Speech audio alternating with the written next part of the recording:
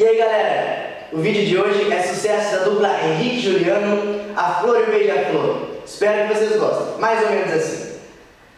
Essa é uma velha história de uma flor e um beija-flor que conheceram o amor numa noite fria de outono, as folhas caídas no chão, na estação que não tem cor.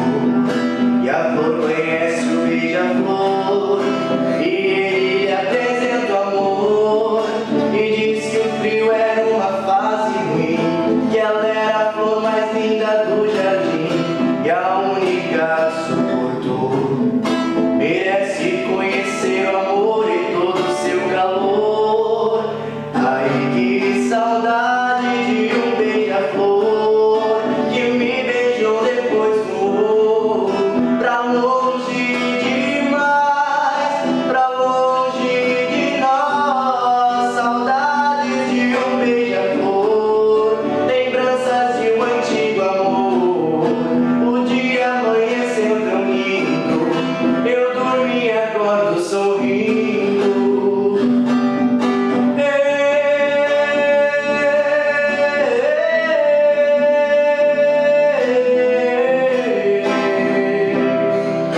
Essa é uma velha história de uma flor e um beija-flor que conheceram o amor numa noite fria de outono, as folhas caídas no chão, na estação que não tem cor.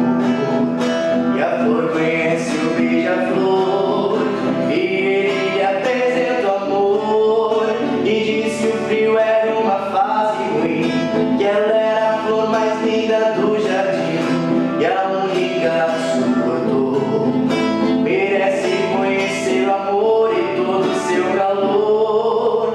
Ai, que saudade de um beija-flor que me beijou depois voou pra longe demais, pra longe de nós. Saudades de um beija-flor, lembranças de um antigo amor. O dia amanheceu tão lindo, eu dormi e acordo sorrindo.